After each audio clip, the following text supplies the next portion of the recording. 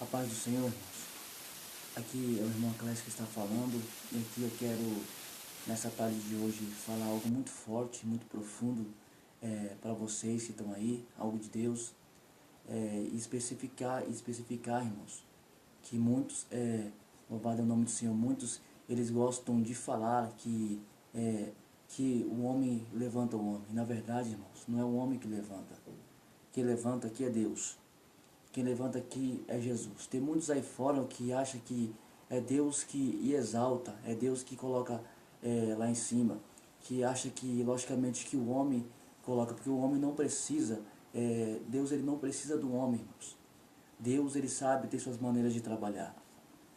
Aqui em 1 Samuel, capítulo 16, e versículo 12 e 13 diz assim: Então mandou em busca dele e o trouxe, e era ruivo e formoso e de semblante de boa presença. E disse o Senhor: Levanta-te e unge-o, porque é este mesmo. Então Samuel tomou o vaso do azeite e ungiu no meio dos seus irmãos. E desde aquele dia em diante o Espírito do Senhor se apoderou de Davi. Então Samuel se levantou e se tornou a ramar. Irmãos, hoje no século 21, o século atual da era cristã, muitos estão querendo até mesmo puxar o tapete de quem está lá em cima. Mas na verdade não sabe quantas etapas, nem quantos degraus tem passado aquele que está lá em cima também. Mas Deus é que levanta, irmãos. Nós vemos aqui na história de Davi. Davi era um menino diferente dos seus irmãos. Ele era uma pessoa diferenciada. Diferente porque Davi ele veio de uma linhagem que a história fala que foi uma mistura de raças. Para quem não conhece a história de Davi, Davi ele veio da genealogia de Ruth e Boaz. Ruth e Boaz, a Bíblia diz que geraram um filho chamado Obed. Obed significa servo. E através de Obed veio nascer Jessé, e Jessé veio gerar quem é Davi, irmãos. Davi foi um menino que quando nasceu ele ficou atrás das malhadas, por ser diferente.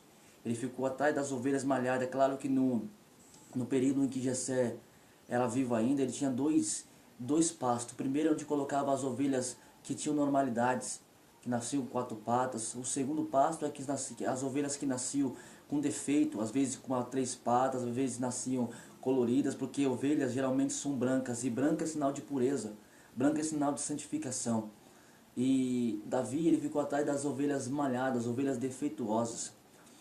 Mas como é Deus que levanta, havia na terra, no Antigo Testamento, Deus não se manifestou em carne.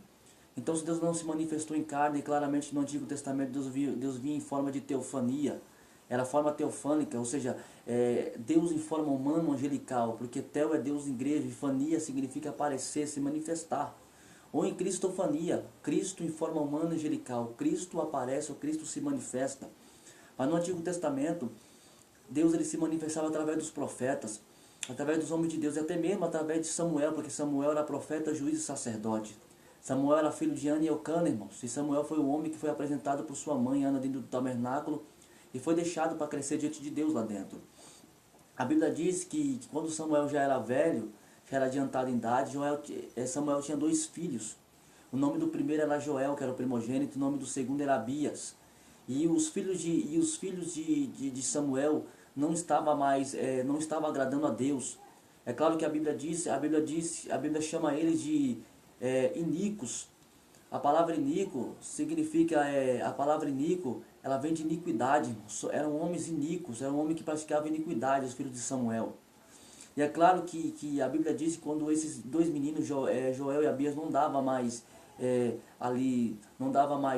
testemunhos bons diante dos olhos do povo, o povo começou a pedir a Deus, o povo começou a pedir a Samuel um rei, porque todas as nações que tinham em volta do povo na época tinham seus reis. E é claro que no período dos juízes o reino era teocrático. Deus que queria ser o juiz da nação, Deus queria ser o juiz, Deus queria ser um homem que governasse Israel. É por isso que do livro dos juízes para o livro de 1 Samuel nós temos uma fonte, nós temos uma transição entre a teocracia e a monarquia. A teocracia era onde Deus governava o povo, mas Deus sendo governante, ele sempre escolhia alguém para ser representante dele na terra, para ser alguém que representava ele na terra. Então, o que Deus escolheu Samuel para representar ele na terra. Mas quando Samuel já estava envelhecido, como Samuel já estava um homem experiente, Deus resolveu ouvir a voz do povo. E é por isso que quando Joel e Abias não estavam dando mais testemunhos bons diante dos olhos do povo, nem diante dos olhos de Samuel, o povo bateu na porta de Samuel e Ramá e falou: eu quero um rei como todas as nações têm, porque os teus filhos não estão dando mais testemunhos bons para a gente. Samuel ele foi orar a Deus, e Deus falou para Samuel: Samuel, não, escute a voz do povo, porque o povo não rejeitou a você, o povo tem rejeitado a mim, porque o povo não quer deixar mais que eu seja rei sobre eles. Então Samuel orou a Deus, e quando Samuel orou a Deus, Deus falou para ele: não jante à noite, Samuel, porque eu quero trazer um homem de lá do outro lado. Enquanto Samuel estava orando a Deus, Deus estava trabalhando na vida de quem? De Saul. Saul, que era o filho de Quis. A Bíblia diz que havia 3 jumentas que haviam se perdido. E Saul teve que sair da sua casa para procurar essas 3 jumentas. E ele saindo da sua casa para procurar essas 3 jumentas, a Bíblia diz que durante 3 dias eles procuraram a jumenta e não acharam, mas tudo era uma estratégia de Deus. Por quê? Porque Deus estava preparando um cenário para que o povo, a nação de Israel, recebesse Saul para ser o novo rei de Israel. Havia um moço que estava caminhando junto com Saul. E a Bíblia não fala o nome desse moço. A Bíblia diz que quando Saul leva alimento pelo caminho para ir de encontro às jumentas, a Bíblia diz que acabando os alimentos no meio do caminho, Saul pretende voltar para a sua casa. Mas acredito eu que Deus usou a vida daquele moço e ele falou para Saul: não voltemos. Eu conheço aqui um homem nessa cidade que ele é conhecido como vidente. Porque primeiro o profeta, na época, antes dele ser profeta hoje em dia, ele era conhecido como vidente. Isso você vai encontrar em 1 Samuel, capítulo de número 9, versículo de número 9, está lá. Que o profeta de antigamente era conhecido como vidente. Então quando Samuel ficou orando a noite toda, e quando foi no outro dia ele ficou na porta da sua casa, e quando Saul veio chegando, Deus falou: Samuel, é esse aí que eu vou levantar como rei de Israel. A Bíblia diz que quando Samuel olha para Saul, e Saul pergunta para Samuel quem era o profeta, quem era o vidente, Samuel fala para ele: eu sou o vidente. Entre para minha casa e você vai jantar comigo. E ali na hora, louvado é o nome do Senhor, ali na hora Samuel leva Saul para dentro da sua casa para jantar com ele. E depois que eles passam a noite, Samuel leva Saul para cima de um monte. E ali em cima ele pega o frasco, o chifre de azeite e deita na cabeça de Saul. E fala para Saul assim: hoje Deus tem te chamado como rei de Israel. Hoje Deus tem te levantado como rei de Israel. Então muitas das vezes, irmãos, é Deus que levanta o homem.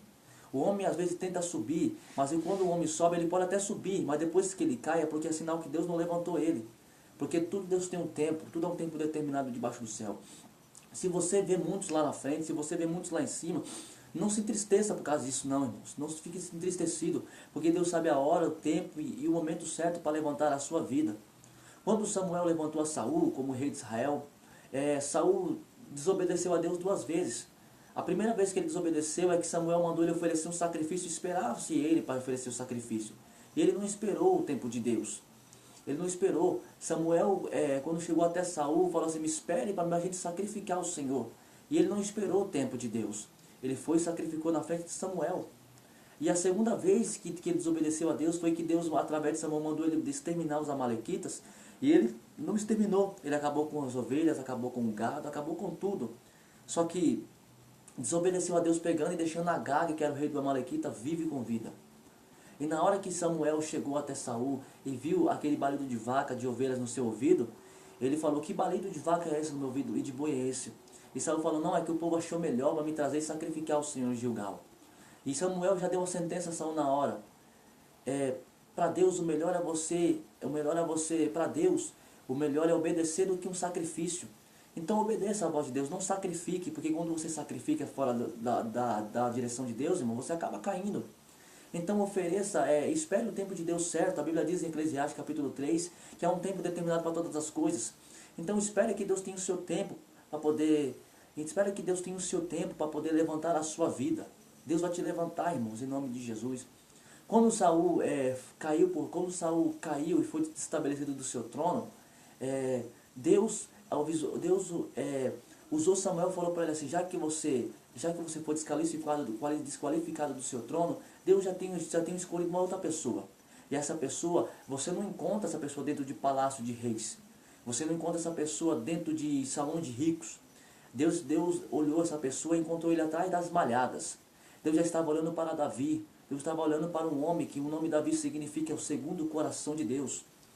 Deus já estava olhando para Davi ali. E a Bíblia diz que no capítulo 16 de 1 Samuel, que a gente acabou de ler aqui, Deus falou para Samuel: Samuel, não tenha dó de Saul, porque havendo eu rejeitado, pega o teu chifre de azeite, desce até Belém.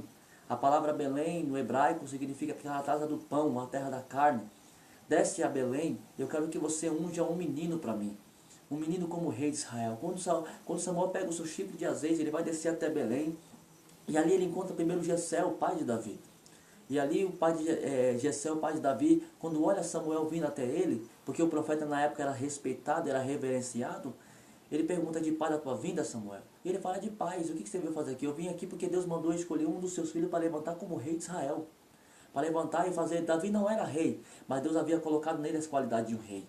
Eu já quero profetizar na sua vida nessa tarde, em nome de Jesus. Você não pode ser rei, você não pode ser sacerdote ainda, mas Deus colocará na sua vida as qualidades de um rei, as qualidades de um sacerdote, as qualidades de um profeta. E quando Samuel entrou na casa de Jessé para poder ali, Samuel viu aquela mesa, aquele jantar ali, e Jessé ia convidar Samuel para jantar. Só que Samuel não quis. Samuel falou assim: não, primeiro eu quero falar para você o que eu vim fazer na sua casa. E ele falou: o que você veio fazer na minha casa? Eu vim aqui porque Deus escolheu um dos seus filhos como rei, ele vai colocar em cima do trono. Jessé fez passar os 7 filhos dele, só que nenhum deles Deus tinha escolhido.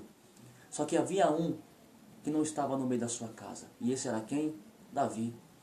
E Samuel falou assim: falta mais um? Sim, falta. E Jessé fala para ele: não, onde que ele está? Bom, ele não janta com a gente, ele não toma banho com a gente, ele come sozinho, ele fica sozinho. E no dia dele, ele fica só pastando as ovelhas lá no campo. E Samuel falou para Jessé: então, tudo bem, manda chamar ele. Porque eu não vou sentar à roda dessa mesa enquanto ele não vir sentar. Eu não vou sentar aqui para comer nada com vocês enquanto ele não sentar. E Jessé enviou um dos seus filhos para chamar Davi. E quando Davi chega diante de Samuel, nem Samuel acreditava nele. E lá vem a voz de Deus nos ouvidos de Samuel e fala: Samuel, levanta e unge. Porque é esse aí que eu tenho te escolhido. É esse aí que eu tenho levantado. Irmãos, Deus vai levantar você no meio dos seus familiares. Deus vai te dar vitória no meio dos seus familiares. Deus vai te ungir no meio dos seus, irmão, para mostrar que Ele é Deus.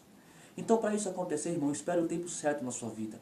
Porque o tempo de Deus, ainda que passe 1 ano, 2 anos, sempre chega. A sua hora vai chegar, irmão. O seu momento vai chegar. O seu momento, o momento imediato que Deus ele vai te levantar, vai chegar em nome de Jesus. Espere a hora certa, espere o tempo certo. Porque com certeza quando chegar o tempo de Deus não tem um inimigo que te segure. Não tem homem, não tem mulher, não tem pastor que te segure, irmãos. Porque o tempo de Deus o homem não pode segurar. O tempo de Deus, ele é chamado de Kairos, e o tempo Kairos é o tempo imedido por parâmetros humanos. O tempo do homem é o cronológico. É claro que o tempo de Deus você vai encontrar lá em 1 Pedro, 1 ano para Deus é como 1000 anos para Deus é como um dia, e um dia como 1000 anos. E o tempo do homem é o que Salomão falou, em capítulo 3 de Eclesiastes: há um tempo determinado para todas as coisas. Espere o tempo de Deus na sua vida, porque com certeza quando o tempo de Deus chegar, irmãos, ninguém vai te segurar. Amém? Fique com essa palavra e que Deus abençoe em nome de Jesus.